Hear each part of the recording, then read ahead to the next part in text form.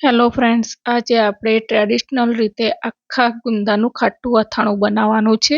આખું વરસ સ્ટોર કરી શકાય અને તમારા ગુંદા કડક પણ નહીં થાય અને કાળું પણ નહીં પડે એવું સરસ એકદમ ટેસ્ટી એવું આપણે ગુંદાનું અથાણું બનાવીશું. તો ગુંદાનું અથાણું બનાવવા માટે મેં અહીંયા એકદમ સરસ તાજા 250 ગ્રામ ગુંદા લીધા છે. જો તમારે વધારે બનાવવા હોય તો પણ બનાવી શકો છો. અને એની સામે મેં અહીંયા 150 ગ્રામ કેરી લીધી છે. તો ગુંદાની સામે આપણે અડધી કેરી લેવાની છે. જો તમે 500 ગ્રામ ગુંદા લો તો તમારે 250 ગ્રામ કેરી લેવાની છે. તો હવે કેરીને છોલીને આ રીતે આપણે એની છીણ કરી લેવાની છે. અને છીણને હવે આપણે એક બાઉલની અંદર લઈ લઈશું. ત્યાર પછી એની અંદર 1 ટીસ્પૂન મીઠું અને 1 ટીસ્પૂન હળદર નાખી દઈશું અને સારી રીતે મિક્સ કરી લઈશું અને એને આપણે 15 થી 20 મિનિટ માટે ઢાંકીને સાઈડમાં મૂકવાનું છે. તો હવે અહીંયા કેરીમાંથી પાણી છૂટું પડે ત્યાં સુધીમાં આપણે અહીંયા 250 ગ્રામ ગુંદા લીધા છે. તો અહીંયા ગુંદા એકદમ સરસ કડક હોય એવા લેવાના છે. તો હવે ગુંદામાંથી આપણે ડાળીનો અને કેપનો ભાગ અલગ કરી દેવાનો છે.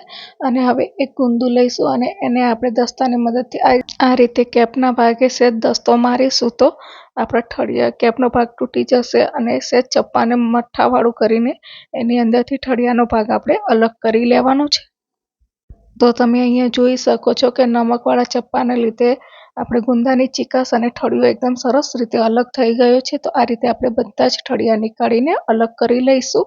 હવે જે આપણે કેરીમાં મીઠું અને હળદર કરીને મૂક્યું હતું, હવે એને આપણે આ રીતે હાથથી નીતાળી લેવાનું છે. એમાં સહેજ પણ પાણીનો ભાગ રાખવાનો નથી. જો પાણીનો ભાગ રહેશે તો આપણું અથાણું બગડી જશે. તો આ રીતે એકદમ સરસ બધું જ પાણી નીતાળી લેવાનું છે. તો આ રીતે એકદમ સરસ ડ્રાય આપણી છીણ તૈયાર થઈ ગઈ છે.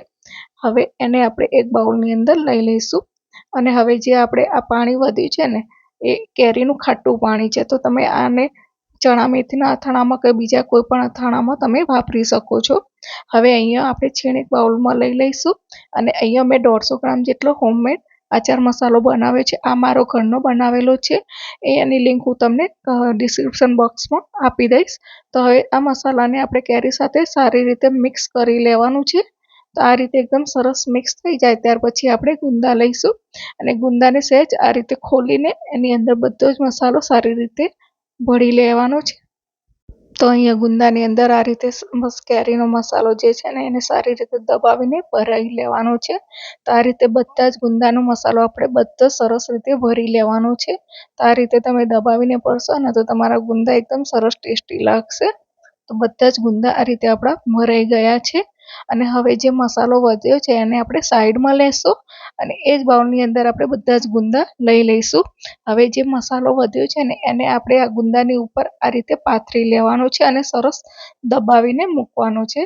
તો આ રીતે કરવાથી શું થશે કે આપણા ગુંદા એકદમ સરસ સોફ્ટ પણ થશે અને મસાલો પણ એકદમ સરસ ગુંદા ઉપર ચડી જશે. તો હવે એને આપણે 5 થી 6 કલાક માટે ઢાંકીને મૂકીશું. હવે અહીંયા મેં અથાણા માટે સિંગ તેલ લીધું છે. તો 1 કપ જેટલું સિંગ તેલ છે. એને આપણે એકદમ સરસ ગરમ કરી લેવાનું છે અને પછી ઠંડુ કરવા મૂકવાનું છે. તો હવે અહીંયા આપણા ગુંદાને 5 થી 6 કલાક થઈ ગયા છે.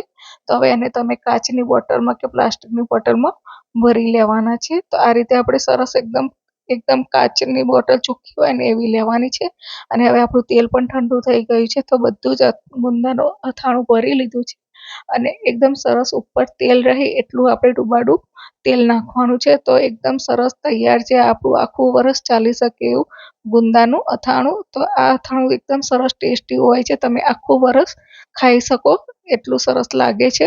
તો ફ્રેન્ડ્સ તૈયાર છે એકદમ ટ્રેડિશનલ રીતે ખાટા ગુંદાનું અથાણું. તમે પણ જરૂરથી